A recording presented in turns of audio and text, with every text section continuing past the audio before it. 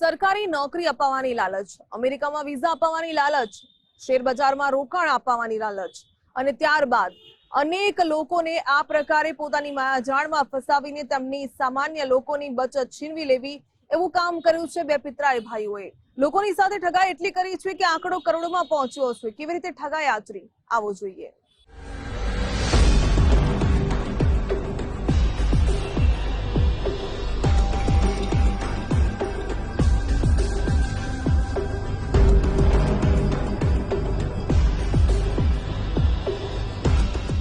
એક મહિનામાં 20% જેવા ઊંચા વળતરની લાલચ મળે તો મોટા ભાગના લોકોના મનમાં લાલચ જાગે। ધૂતારાઓ આવી સ્કીમ બતાવીને જ લોભિયાઓનું ધન સરળતાથી છીનવી લે છે। સૌરાષ્ટ્રના ભાવનગરના વર્તેજ વિસ્તારમાંથી આવો જ એક ઠગાઈનો બનાવ સામે આવ્યો।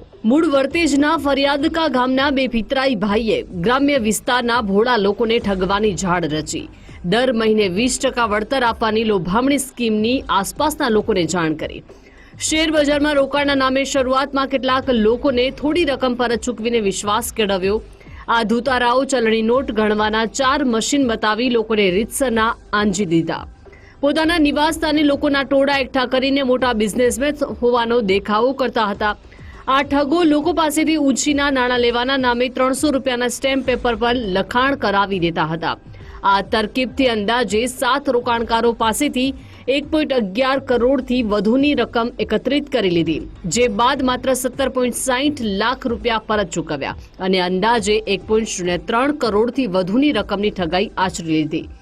આ કેસમાં કેટલાક લોકોએ ફરિયાદ દાખલ કરતા વર્તેજ પોલીસે પુરાવાના આધારે ગણતરીના કલાકોમાં યોગેશ ધામેચા અને સંજય ધામેચાની ધરપકડ કરીને જેલના સળિયા પાછળ ધકેલી દીધા। આ શાતીર ઠગો પુરાવાથી બચવા માટે ઓનલાઈન નહીં માત્ર રોકડમાં જ મોટાભાગના લોકો પાસેથી રૂપિયા લેતા હોવાનું સ્થાનિકોએ જણાવ્યું। યોગેશ ધામેચા અને સંજય ધામેચાએ છેલ્લા કેટલાક સમયમાં કરેલા નાણાકીય વ્યવહારો અને મોબાઈલ કોલ ડિટેલ શંકાના દાયરામાં છે। આ બંને વ્યક્તિઓ વિરુદ્ધ જીપીઆઈડી એક્ટ અને ભારતીય ન્યાય સંહિતાની વિવિધ કલમો હેઠળ ગુનો નોંધી પોલીસે આગળની તપાસ હાથ ધરી છે। આ જે છે અમારા પાસે લગભગ 1 મહિના પહેલાં જે છે અરજી આવી હતી, અરજદારો આવ્યા હતા મારા પાસે। અમે તાત્કાલિક ધોરણે જે છે અમારી એલસીબી ટીમને લગાડી દીધી। આ બહુ એક મોટો ઇકોનોમિક ફ્રોડ છે, એમાં બધા પાસાઓની તપાસ કરવી પડે છે અને એ તપાસ અમારી ચાલતી હતી।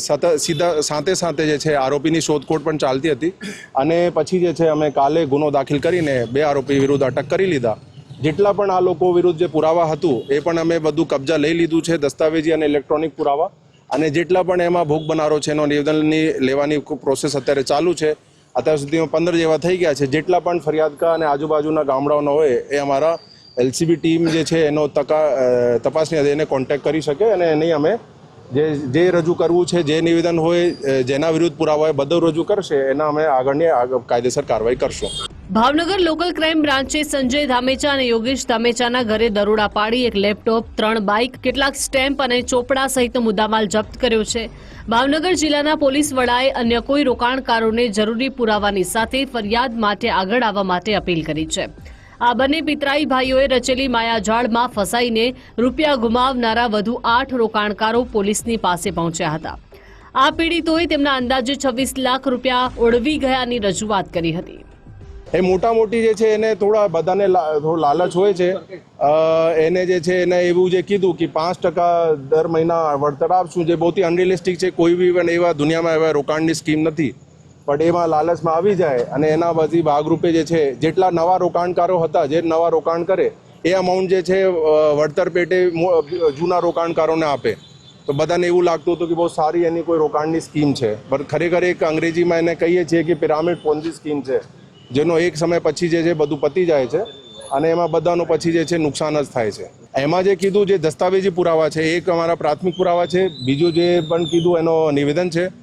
એના ભાગરૂપે જે છે અમે બધું આગળની તપાસ કરશું અને જે એના આગળની રોકાણ જે કર્યું આરોપીઓ એમાં અમે તપાસ કરશું। તો એમાં કોઈ મિલકત આઈડેન્ટિફાય થાય તો એના મિલકત ટ્રાન્સ લઈને અમે જેટલા પણ કાયદેસર પ્રક્રિયા છે બધું કરશું। ભાવનગર લોકલ ક્રાઇમ બ્રાન્ચે સંજય ધામેચા અને યોગેશ ધામેચાને કોર્ટમાં રજૂ કરી 13 જુલાઈ સુધીના રિમાન્ડ મેળવ્યા છે। ભાવનગરના ફરિયાદકા ગામ અને આસપાસના લોકોમાં થઈ રહેલી ચર્ચા પ્રમાણે બંને ભાઈઓએ 100 એજન્ટ બનાવ્યા હતા। પહેલા રોકાણ કરનારા લોકોના રૂપિયા પાછળથી રોકાણ કરાવનારા લોકોને ચૂકવી વિશ્વાસ કેળવી ઠગાઈનો વ્યાપ વધાર્યો હતો. સ્થાનિકોના મતે અંદાજે 300 કરોડથી વધારે રૂપિયાનો ફ્રોડ થયાની ચર્ચા છે. ભાવનગર પોલીસના હાથે ઝડપાયેલા એક ઈસમ યોગેશ ધામેચા ભાજપના સંગઠન મંત્રીનો હોદ્દો ધરાવે છે. જો કે ભાવનગર જિલ્લા પોલીસ વડાએ છેતરપિંડી આચરનારા તત્વો સામે કાયદાની રાહે કડક કાર્યવાહી કરવાની પ્રતિબદ્ધતા વ્યક્ત કરી છે. કૃણાલ બારડ, ગુજરાત ફર્સ્ટ, ભાવનગર.